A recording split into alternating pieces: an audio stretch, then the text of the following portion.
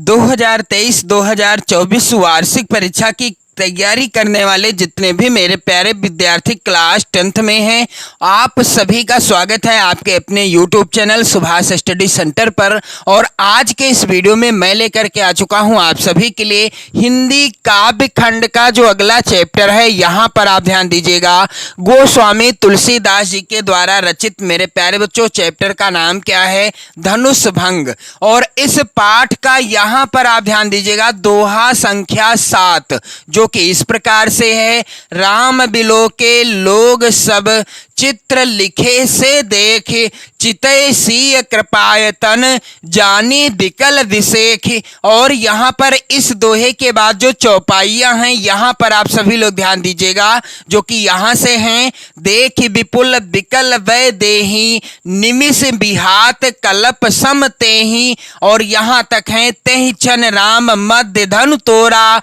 भरे भुवन धुनि घोर कठोरा। यहाँ तक आज के इस वीडियो में आपको सरल व्याख्या बताऊंगा, इसका संदर्भ प्रसंग और काव्य सौंदर्य भी बताऊंगा। तो जितने भी मेरे प्यारे विद्यार्थी क्लास 10th के छात्र हैं और 2023-2024 वार्षिक परीक्षा की बेहतर तैयारी करना चाहते हैं, आप सभी लोग चैनल को जरूर सब्सक्राइब कर लेना। और आप सभी से एक और निवेदन है कि यदि आपने यहाँ पर आप ध्यान दीजिएगा, इसी पाठ का दोहा संख्या 1, उदित उदय गिरि मंच पर रघुबर बाल पतंग, बिकसे संत सरोज सब हर्षे लोचन भृंग।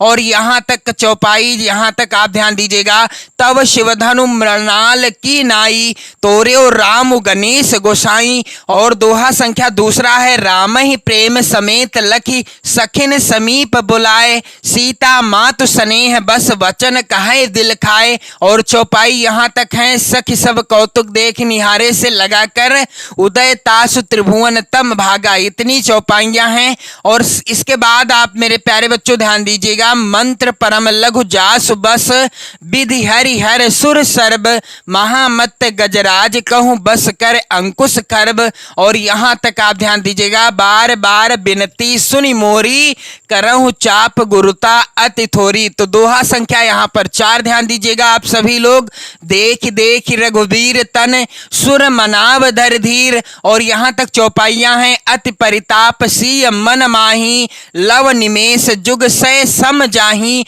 और इसके बाद दोहा संख्या 5 है, प्रभुई चितय पुण्य चितव मही राजत लोचन लोल। और चौपाइयां यहाँ तक हैं, सियह बिलो की तकेव धनु कैसे, चितवर गरुड़ लघु ब्यालहि जैसे। और इसके बाद मेरे प्यारे बच्चों दोहा संख्या 6, लखन लख्यो रघुवंश मणि, ताक्यो हर को दंडु। और इसके बाद यहाँ पर चौपाई है लास्ट में, राम बाहुबल सिंधु अपारू, चाहत पारू नहीं को कड़हारू। यहाँ तक मैंने आपको पढ़ा दिया है, प्रत्येक चौपाई का सरल अर्थ बता दिया है। और मेरे प्यारे बच्चों आप सभी लोग ध्यान दीजिएगा, मैंने अलग अलग वीडियो प्रोवाइड कराया है जो कि आप चैनल की प्लेलिस्ट में देख पाएंगे। कहां पर? आप चैनल की प्लेलिस्ट में देख पाएंगे इन वीडियोज को। और साथ ही अपनी नोट्स बना सकते हैं, यदि आप चैनल को सब्सक्राइब कर लेते हैं तो आप अपनी नोट्स बना पाएंगे। और व्याख्या तो आपको 100% मैं गारंटी लेता हूं आपको रटना ही नहीं पड़ेगा। यदि आप वीडियो को अच्छे से देखेंगे, अपनी नोट्स बना लेंगे, एक ही बार में आपको व्याख्या समझ में आ जाएगी, ये मेरी गारंटी है। तो मेरे प्यारे बच्चों आप सभी लोग वीडियो को जरूर शेयर कर दो, चैनल के साथ जुड़कर अपनी नोट्स बनाना स्टार्ट कर दो, क्योंकि 100% सिलेबस है और मैं आपकी बेहतर तैयारी कराने का हर संभव प्रयास करूंगा आपके साथ जुड़ करके। और आप मेरे साथ जुड़ जाएं, मेरे चैनल के साथ जुड़ जाएं। आप सभी से निवेदन है कि आप चैनल को ज्यादा से ज्यादा शेयर कर दें, वीडियो भी शेयर कर दें। तो मेरे प्यारे बच्चों आज के इस वीडियो में यहां पर आप ध्यान दीजिएगा, दोहा संख्या 7 है। तो इसका आपको संदर्भ कैसे लिखना है, सबसे पहले शुरुआत के शब्दों को लिख लेना, राम बिलोके लोग सब। और लास्ट के चौपाई के शब्द क्या हैं? भरे भुवन धुनि घोर कठोरा। मेरे प्यारे बच्चों, इस तरीके से शुरुआत के शब्दों को काले पेन से लिख दिया जाएगा, फिर लास्ट के शब्दों को मैंने लिख दिया है। लास्ट का शब्द क्या है? कठोरा लिख दिया है। और आप ये सब काले पेन से लिखिएगा। लाल पेन का या हरे यानी ग्रीन पेन का आपको प्रयोग नहीं करना है, ना तो नोट्स बनाते समय और ना ही परीक्षा की कॉपी पर लिखते समय। मैंने यहाँ लिखा है, लेकिन मैं आपको प्रत्येक वीडियो में भी बता देता हूं कि आप लाल पेन का प्रयोग कहीं नहीं करेंगे। और इसके बाद आप काले पेन से हेडिंग डाल देना संदर्भ। किस पेन से? काले पेन से आपको हेडिंग डालना है संदर्भ। क्या हो जाएगा संदर्भ मेरे प्यारे बच्चों? प्रस्तुत पद्यांश हमारी पाठ्य पुस्तक। हिंदी आप काले पेन से सिंगल इन्वर्टेड कामा के अंतर्गत लिख दीजिएगा। फिर के काव्य खंड भी आप काले पेन से सिंगल इन्वर्टेड कामा में लिख देना। में संकलित धनुष भंग शीर्षक से अवतरित है पाठ का नाम काले पेन से लिखा जाएगा, सिंगल इन्वर्टेड कामा के अंतर्गत ही लिखा जाएगा। और जिसके रचयिता कौन है? गोस्वामी तुलसीदास जी हैं, तो रचयिता का नाम भी आपको काले पेन से ही लिखना है और सिंगल इन्वर्टेड कामा लगा देना है। तो तुलसीदास जी का कोई भी दोहा हो या चौपाइयां हो इस धनुष भंग शीर्षक पाठ से, तो आपको संदर्भ सेम ऐसे ही लिख देना है। क्या कि प्रस्तुत पद्यांश हमारी पाठ्य पुस्तक हिंदी के काव्य खंड में संकलित धनुष भंग शीर्षक से अवतरित है, जिसके रचयिता कौन है? गोस्वामी तुलसीदास जी हैं। तो मेरे प्यारे बच्चों, आपसे निवेदन है कि आप लोग वीडियो को जरूर शेयर कर दें अपने सभी इष्ट मित्रों में। अब इसके बाद प्रसंग क्या हो जाएगा? इस तरीके से काले पेन से आपको हेडिंग डालना है प्रसंग, और प्रसंग हो जाएगा कि प्रस्तुत अंश में धनुष भंग होने के उपरांत अति कठोर ध्वनि होने का चित्रण किया गया है। यानी जब भगवान श्री रामचंद्र जी ने धनुष का खंडन कर दिया, यानी धनुष को तोड़ दिया, उसके बाद जो कठोर ध्वनि हुई उसी का वर्णन किया है गोस्वामी तुलसीदास जी ने। तो चलिए मैं आपको पहले तो सरल व्याख्या बताऊंगा, फिर मैं आपको बताऊंगा कि कैसे आपको जो है लिखना है इसकी व्याख्या और काव्य सौंदर्य। और छोटा सा निवेदन और है कि यदि आपने हिंदी काव्य खंड का जो पहला पाठ है जिसका नाम है पद और जिसके रचयिता हैं सूरदास जी, इनके द्वारा रचित पद संख्या 1 है चरण कमल बंदो हरिराई, और लास्ट वाला पद संख्या है यहाँ पर 11 संदेशों देवकी सो कहियो। इन सभी पदों को, सूरदास जी के जितने भी पद हैं सभी पदों को मैंने पढ़ा दिया है। सभी पदों का मैंने अलग अलग संदर्भ व्याख्या प्रसंग भी बताया है और काव्य सौंदर्य भी बताया है वीडियो के माध्यम से। आप वीडियो चैनल की प्लेलिस्ट में जाएं, देख पाएंगे, और वहां पर मौजूद इन वीडियोस से आप अपनी बेहतर नोट्स भी बना पाएंगे। तो मेरे प्यारे बच्चों, आप जरूर देखिएगा चैनल की प्ले लिस्ट में मौजूद वीडियो को। तो चलिए प्रसंग मैंने आपको बता दिया, अब बारी आती है कि सरल व्याख्या क्या हो जाएगी। तो यहां पर आप सभी लोग ध्यान दीजिएगा मेरे प्यारे बच्चों।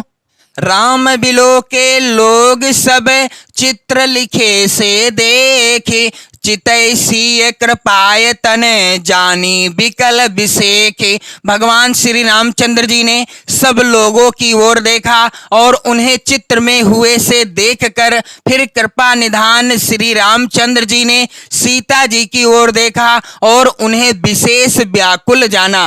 राम बिलो के लोग सब चित्र लिखे से देखे। भगवान श्री रामचंद्र जी ने क्या देखा? भगवान श्री रामचंद्र जी ने सभी लोगों की ओर देखा और उन्हें ऐसा प्रतीत हुआ जैसे ये सभी क्या हैं? ये सभी चित्र हैं, यानी एकदम से सब रुके हुए हैं।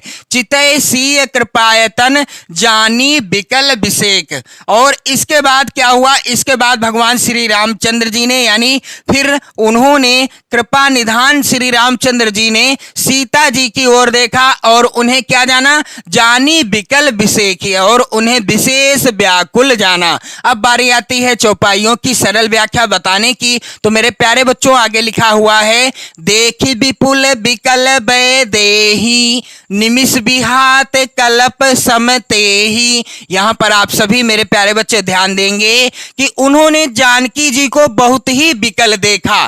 देख विपुल विकल बै देही, अर्थात भगवान श्री रामचंद्र जी ने क्या देखा कि सीता जी बहुत व्याकुल हैं, बहुत जो है व्याकुल देखा है उन्हें विकल देखा, निमिष बिहात कल्प सम तेहि, और उनका एक एक क्षण कल्प के समान बीत रहा है। निमिष बिहात कल्प सम तेहि, और उनका जो है एक एक क्षण यानी सीता जी का समय एक एक क्षण जो है उन्हें ऐसा प्रतीत हो रहा है कि क्या हो रहा है, बहुत कल्प के समान बीत रहा है, यानी बहुत ज्यादा हो रहा है। त्रसित बार बिन जो तनु त्यागा, मुए करई का सुधा तड़ागा। यदि प्यासा आदमी पानी के बिना शरीर छोड़ दे तो उसके मर जाने पर अमृत का तालाब भी क्या करेगा। त्रसित बार बिन जो तनु त्यागा, मुए करई का सुधा तड़ागा, अर्थात यदि कोई प्यासा व्यक्ति है और वह पानी के बिना अपने शरीर को छोड़ देता है, त्रसित बार बिन जो तनु त्यागा यानी अपने शरीर को त्याग देता है, यानी उसकी मृत्यु हो जाती है, तो उसके लिए क्या, मुए करई का सुधा तड़ागा, तो उसके लिए क्या, उसके लिए जो है अमृत का तालाब भी क्या करेगा, यानी कोई मतलब नहीं है। काबरसा सब कृषि सुखाने, समय चूके पुनि का पछताने। गोस्वामी तुलसीदास जी कहते हैं कि सारी खेती सूख जाने पर वर्षा किस काम की। का बरसा सब कृषि सुखाने, जब बरसात की आवश्यकता थी तब बारिश नहीं हुई, और जब सारी फसल सूख गई यानी सारी खेती सूख गई तब बरसने से क्या फायदा। समय चूके पुनि का पछताने, और समय बीत जाने पर क्या होगा, फिर पछताने से क्या लाभ, यानी जो आपने कार्य ठाना है यदि आप समय से नहीं करोगे तो जब समय निकल जाएगा तो पछताने से कोई लाभ नहीं होगा। अस जिया जानी जान की देखी, प्रभु पुल के लखी प्रीति बिसेखी। तब क्या हुआ, जी में ऐसा समझकर रामचंद्र जी ने जानकी जी की ओर देखा। अस जिया जानी, जानकी देखी, यानी अपने मन में यानी अपने जी में ऐसा समझकर उन्होंने सीता जी की ओर देखा। प्रभु पुल के लख प्रीति बिसेखी, और हुआ क्या, विशेष प्रेम लख कर वह पुलकित हो गए। प्रभु पुल के लख प्रीति बिसेखी, जब उन्होंने अपने प्रति सीता जी के मन में उमड़ता हुआ प्रेम देखा तो वह पुलकित हो गए। और गुरु ही प्रणाम मन ही मन कीन्हा, अति लांघव उठाए धनु लीन्हा। और इसके बाद क्या किया, भगवान श्री रामचंद्र जी ने मन ही मन उन्होंने गुरु को प्रणाम किया, यानी मन ही मन भगवान श्री रामचंद्र जी ने गुरु को प्रणाम किया।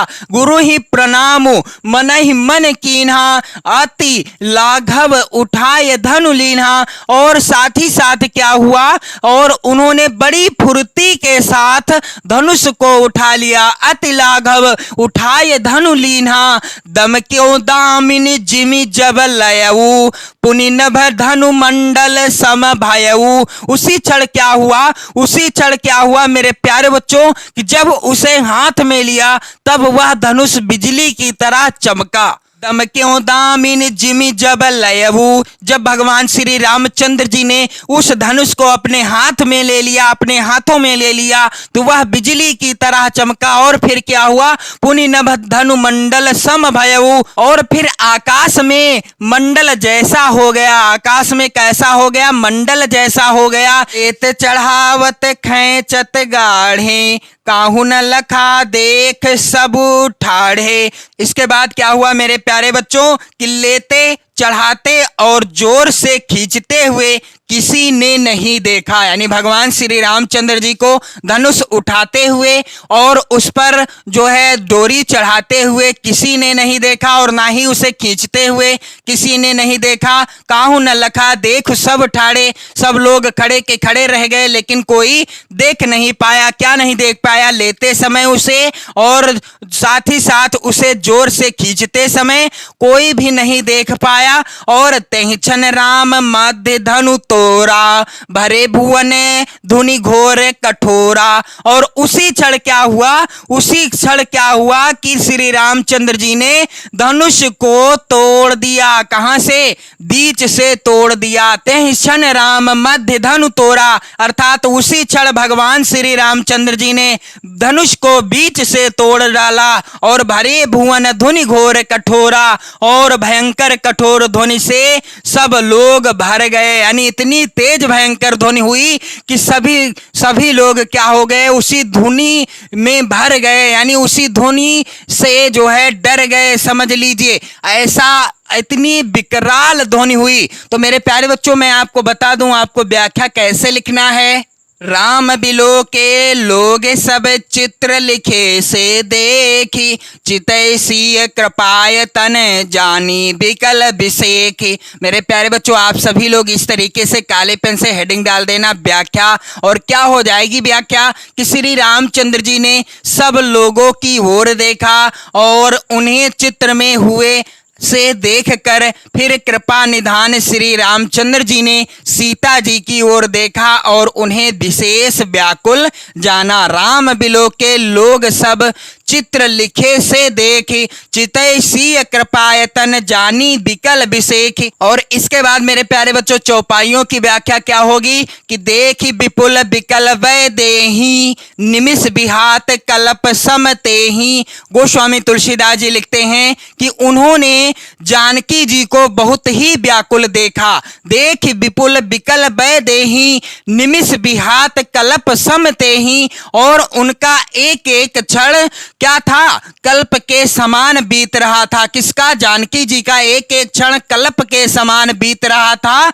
आगे तुलसीदास जी लिखते हैं, त्रसित बार बिन जो तनु त्यागा, मुए करई का सुधा तड़ागा। अर्थात यदि प्यासा आदमी पानी के बिना शरीर छोड़ दे तो उसके मर जाने पर अमृत का तालाब भी क्या करेगा। त्रसित बार बिन जो तनु त्यागा, मुए करई का सुधा तड़ागा। का बरसा सब कृषि सुखाने, समय चूके पुनिका पछताने। और सारी खेती के सूख जाने पर वर्षा किस काम की, और समय बीत जाने पर फिर पछताने से क्या लाभ। का बरसा सब कृषि सुखाने, समय चूके पुनिका पछताने। अस जिया जान जानकी देखी, प्रभु पुल के लख प्रीति बिसेखी। और इसके बाद क्या हुआ कि जी में ऐसा समझकर, अस जिया जान जानकी देखी, यानी जी में ऐसा समझकर रामचंद्र जी ने जानकी जी की ओर देखा और उनका विशेष प्रेम लख कर वह पुलकित हो गए।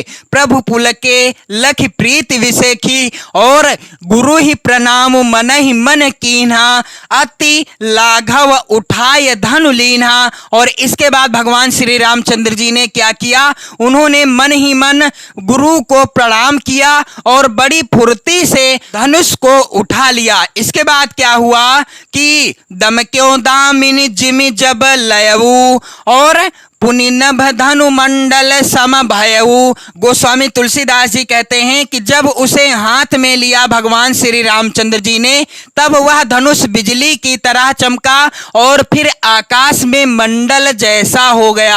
आकाश में कैसा दिखने लगा? मंडल जैसा दिखने लगा। और इसके बाद लेत चढ़ावत खैंचत गाढ़े, काहू न लखा देख सबु ठाढ़े। इसके बाद क्या हुआ कि लेते हुए, यानी लेते चढ़ाते और जोर से खींचते हुए किसी ने नहीं देखा, सबने श्री रामचंद्र जी को खड़े ही देखा। और उसी क्षण क्या हुआ कि तेहि क्षण राम मध्य धनु तोरा, और भरे भुवन ध्वनि घोर कठोरा। और उसी क्षण क्या हुआ कि उसी क्षण भगवान श्री राम ने धनुष को बीच से तोड़ डाला।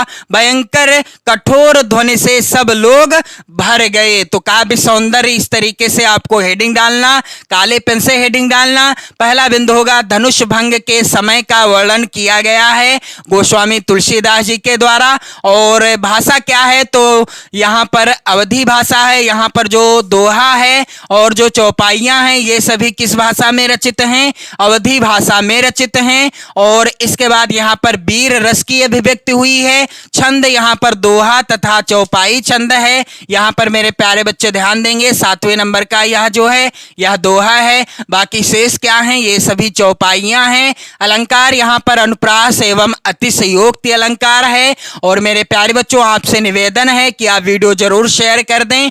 और इसके बाद यहाँ पर छंद दिया गया है इसी पाठ के अंतर्गत, इसका भी मैं आपको संदर्भ, प्रसंग, व्याख्या और काव्य सौंदर्य बताऊंगा अगले वीडियो में। आप लोग कमेंट करके जरूर बताना। और इसके बाद मैं आपको क्रमशः अगला जो सूरदास जी के द्वारा रचित शीर्षक पाठ है वन पथ पर, इसके जो पद हैं या पद्यांश हैं सभी से रिलेटेड वीडियो क्रमशः मैं आपको प्रोवाइड कराता रहूंगा इसी चैनल पर। तो आप सभी मेरे प्यारे बच्चों चैनल को जरूर सब्सक्राइब कर लें, वीडियो को लाइक कर दें, शेयर कर दें, अपने प्यारे प्यारे कमेंट भी करते रहें। तो पढ़ते रहें, मस्त रहें, स्वस्थ रहें। जय हिंद।